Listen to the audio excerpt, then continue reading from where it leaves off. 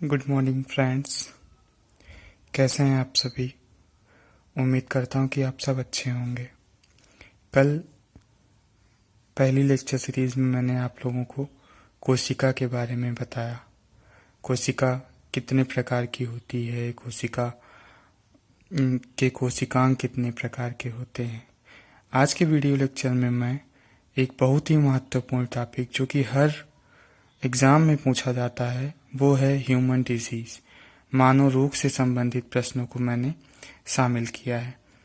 जैसे कि आज के लेक्चर में मैं बताऊंगा आपको कि जीवाणुओं के द्वारा और फंगस मतलब फफूंद के द्वारा कौन कौन से रोग होते हैं, इनके लक्षण क्या क्या हैं, इनकी खोज किसने की थी।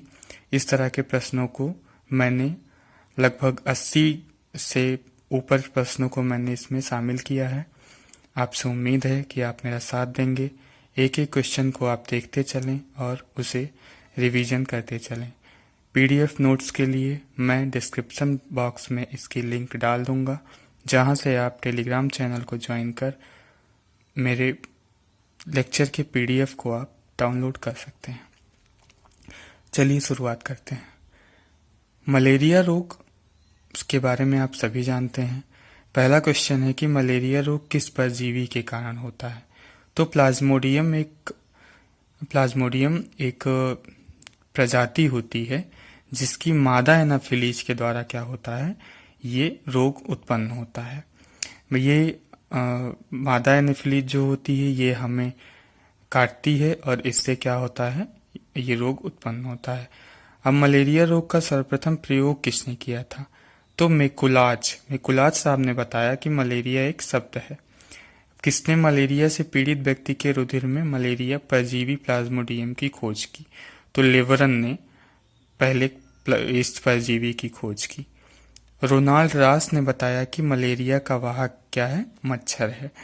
डायबिटीज किस परजीवी के कारण होता है? अगली बीमारी डायरिया है। डायरिया के बारे में बताते हैं कि डायरिया रोग किस परजीवी के कारण होता है। तो एंटमीबा जिंजीवेलिस के कारण, ये एक प्रोटोजोआ है जिसकी एक प्रजाति है एंटमीबा जिंजीवेलिस, इसके द्वारा डायरिया रोग होता है। पेचिश रोग की बात करते हैं तो एंटमीबा की एक प्रजाति है एंटमीबा हिस्टोलिटिका, इसके कारण पेचिश रोग होता है। अब कालाजार रोग जो कि असम के क्षेत्रों में ज़्यादा पाया जाता है, ये किसके कारण होता है? ये लीशमैनिया डोनोवानी के कारण होता है। कालाजार एक बहुत ही खतरनाक रोग है। इसकी डेथ रेट है वो 98% तक है, इसलिए इसका इलाज अभी खोजा जा रहा है, वैज्ञानिकों के द्वारा कोशिश जारी है।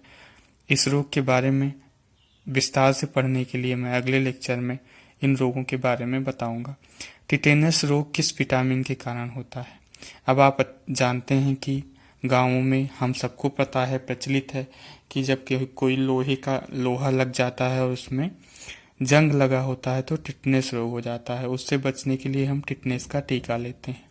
तो क्लॉस्ट्रीडियम टिटेनी जो होता है, इसके कारण टिटनेस रोग होता है। ये एक जीवाणु है। अब बात आती है कि हमारे कौन से अंग को प्रभावित करता है। तो टिटनेस हमारे नर्वस सिस्टम को प्रभावित करता है। इसके लक्षण, इसमें तेज बुखार आता है, शरीर में ऐंठन होती है, जबड़ा बंद हो जाता है और सीवियर कंडीशन में जब इसकी गंभीर मुद्रा होती है तो हम देखते हैं कि जहाँ चोट लगी होती है उसमें बड़ा होल हो जाता है। हैजा रोग के बारे में बात करते हैं कि हैजा रोग जैसे इस समय कोविड-19 फैला हुआ है, ऐसे हमारे बड़े बुजुर्ग बताते हैं कि बहुत पहले हैजा रोग फैला हुआ था, जिसमें क्या होता था, उसकी भी डेथ रेट बहुत ज़्यादा थी, बहुत लोगों की मृत्यु हुई थी, संक्रमण बहुत बड़ी मात्रा में फैला हुआ था। उसके बारे में मैं आपको बताता हूँ कि हैजा रोग विब्रियो कॉलेरी के द्वारा होता है। हैजा से कौन सा अंग प्रभावित होता है? हमारी आंतें प्रभावित होती हैं। लगातार दस्त और उल्टियाँ आती हैं जब हमें हैजा रोग होता है। इसके बाद टाइफाइड रोग की बात करते हैं। तो टाइफाइड रोग जो होता है, आप अक्सर देखते हैं कि कई दिनों तक अगर बुखार बना है, पैरों में ऐंठन है, तो क्या होता है, तेज बुखार अगर कई दिनों तक बना होता है तो हम अपना ब्लड टेस्ट करवाते हैं और उसमें टाइफाइड अगर पॉजिटिव आ गया तो हमें टाइफाइड हुआ है। टाइफाइड होता क्या है? ये तंत्रिका तंत्र प्रभावित करता है, नर्वस सिस्टम प्रभावित होता है इससे। साल्मोनेला टाइफी एक जीवाणु था जिसकी वजह से क्या है, टाइफाइड रोग होता है। टाइफाइड रोग के लक्षण क्या हैं? तेज बुखार होता है और सर दर्द होता है। अब इसके बाद हम टीबी पे आते हैं। टीबी मतलब ट्यूबरकुलोसिस बैसिलस, जिसे यक्ष्मा या राज यक्ष्मा भी कहते हैं, क्षय रोग के नाम से जाना जाता है। ये माइकोबैक्टीरियम ट्यूबरकुलोसिस के द्वारा होता है। इससे हमारे फेफड़े प्रभावित होते हैं। अगला प्रश्न क्या है? क्षय रोग के लक्षण क्या है? तो बार बार खांसी आना, कफ आना, और कभी कभी क्या होता है, जब ये रोग गंभीर होने लगता है तो हमारे कफ के साथ रक्त भी बाहर आता है, तो ये गंभीर सिचुएशन होती है। 2025 तक हमने भारत सरकार ने एक लक्ष्य रखा है कि टीबी को हराना है। इसका ध्येय वाक्य क्या है? टीबी हारेगा देश जीतेगा। इस तरह से हर रोग के बारे में आपको जैसे जैसे इस लेक्चर में मैं आगे बढ़ूंगा, हर रोग के कारण बताऊंगा, हर रोग के लक्षण बताऊंगा, और किसके वजह से ये होता है ये बताऊंगा। अब एक क्वेश्चन बनता है कि कारण और लक्षण तो हो गए, इसके उपचार कैसे होंगे? तो जो इसके बाद की अगली लेक्चर सीरीज होगी उसमें मैं आपको इन सभी रोगों के उपचार के बारे में, कौन कौन सी दवाएं ली जा सकती हैं, कौन कौन सी प्रिवेंटिव मेजर्स रखे जा सकते हैं, कैसे कैसे हम इनका बचाव करते हैं, ये हम बताएंगे। अब डिप्थीरिया रोग की बात आती है तो डिप्थीरिया रोग कोरोनी बैक्टीरियम डिप्थीरी के द्वारा होता है, जो हमारा रेस्पिरेटरी सिस्टम है इसे ये प्रभावित करता है। डिप्थीरिया रोग के लक्षण क्या होते हैं? हमें सांस लेने में कठिनाई का सामना करना पड़ता है और हमारा दम घुटता है। फिर हम प्लेग रोग के बारे में बात करते हैं। आप लोगों ने सुना होगा कि स्पेन में और अन्य देशों में प्लेग एक बार बहुत तेजी से फैला था। चूहों के द्वारा फैलता है अक्सर ये रोग। पास्चुरेला पेस्टिस जो एक जीवाणु है, ये इसका मुख्य वाहक होता है। प्लेग रोग के कारण हमारे फेफड़े प्रभावित होते हैं और इसके लक्षण क्या क्या हैं? बहुत तेज बुखार होता है और कभी कभी तो शरीर पे गिल्टियां निकलने लगती हैं। काली खांसी की बात करते हैं तो काली खांसी आप सब जानते हैं कि बहुत ज़्यादा दिनों तक खांसी आती है। हीमोफिलस पर्टूसिस के द्वारा यह रोग होता है और हमारा रेस्पिरेटरी सिस्टम प्रभावित होता है। इस लेक्चर में बताए गए सभी प्रश्न कभी न कभी किसी न किसी एग्जाम में पूछे जा चुके हैं और आप ये निश्चित मान लीजिए कि एसएससी, रेलवे, बैंक, जीडी, अन्य सभी परीक्षाओं में यूपी ट्रिपल एससी पेट की पेपर होने वाले हैं। आप जान लीजिए कि इसमें कोई ना कोई क्वेश्चन ह्यूमन डिजीज से जरूर आता है। निमोनिया रोग किस जीवाणु के कारण होता है? डिप्लोकोकस न्यूमोनी के द्वारा होता है। अब इससे कौन सा अंग प्रभावित होता है? फेफड़ा। बच्चों में ये ज़्यादा होता है। तेज बुखार होता है और फेफड़ों में सूजन होती है। जब इस रोग की सीवियर कंडीशन आती है तो इसमें फेफड़ों में पानी भर जाता है। अब कोढ़ रोग की बात करते हैं। अधिकतर आप लोगों ने देखा होगा कि कोढ़ रोग क्या होता है। अक्सर आपने देखा होगा कि बड़े बड़े चकत्ते शरीर पे सफ़ेद दाग पड़ जाते हैं, जिसे हम सफ़ेद दाग भी कहते हैं। लेप्रोसी रोग कहा जाता है इसे अंग्रेजी भाषा में। कोढ़ रोग माइकोबैक्टीरियम लेप्री के द्वारा होता है और इससे कौन सा अंग प्रभावित होता है? हमारा तंत्रिका तंत्र और हमारी त्वचा। हमें त्वचा पे इसका लक्षण दिखता है। शरीर पर चकत्ते निकलते हैं और तंत्रिकाएं, हमारी नर्वस सिस्टम हमारा प्रभावित होता है।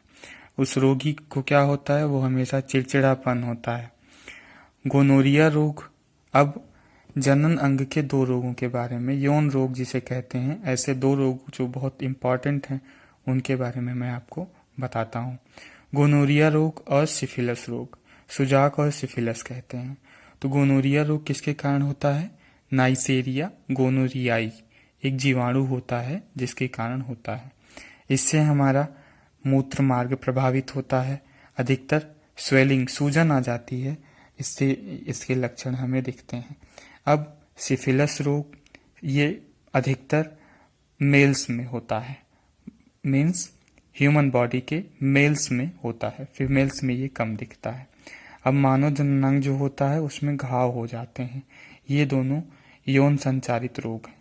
अब कुछ एडिशनल क्वेश्चंस भी मैंने लिए हैं, उनके बारे में आप समझिए। कॉलरा और टीबी के जीवाणुओं की खोज किस वैज्ञानिक ने की थी? रॉबर्ट कोच ने की थी।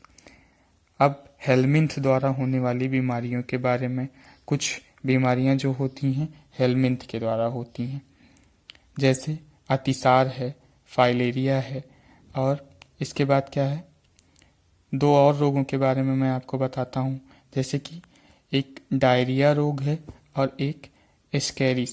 डायरिया रोग किसके द्वारा होता है? एस्केरिस और लुम्ब्रिकाइटिस। अतिसार या फाइलेरिया ये किसके द्वारा फैलते हैं? अतिसार और फाइलेरिया दो अलग अलग रोग हैं, ये हेलमिंथ के द्वारा फैलते हैं। बाउचेरिया बैंक्रफ्टाई जो होता है उससे फाइलेरिया रोग फैलता है। फाइलेरिया रोग का एक और भी नाम है जो हमें प्रचलित है, जो हम अक्सर गाँवों में देख लेते हैं। बहुत कम रोगी होते हैं, लेकिन ऐसे रोगी जो होते हैं इनका पैर जो होता है वो हाथी पैर की तरह, हाथी पाँव इसलिए इसको कहते हैं। फफूंद द्वारा होने वाली बीमारी कौन सी है? तो कुछ बीमारियां नीचे दी गई हैं, जैसे कि दमा, एथलीट फुट, खाज, गंजापन, दाद, ये सब क्या हैं? फफूंद के द्वारा होने वाली बीमारियां हैं। अब दमा रोग किस फफूंद के कारण होता है? वो एस्परजिलस फ्यूमिगेट्स होता है। एथलीट फुट रोग टीनिया पेडिस के कारण होता है। खाज रोग एस्केरस इसके बीज के द्वारा होता है। गंजापन बहुत बड़ी समस्या है, आपने अक्सर देखा होगा कि न्यू एज में, यंग एज में ही ये समस्या आने लगती है, जो कि टीनिया कैपिटिस के कारण होती है। ये सभी फंगस के नाम हैं, फंगस के द्वारा होने वाले रोग हैं। दाद जो कि एक बहुत बड़ी समस्या है, अक्सर देखा जाता है कि ये समस्या अक्सर लोगों में होती है, और इन्फेक्शन के महीने मार्च से मई के बीच में ये समस्या ज़्यादा फैलती है। तो इसका क्या है? ट्राइकोफाइटान लेरुकोसम, इसके द्वारा ये फैलती है। तो आज के लेक्चर में मैंने आपको बताया कि जीवाणुओं और जो फफूंद हैं उनके द्वारा कौन कौन से रोग फैलते हैं, उनके लक्षण क्या हैं।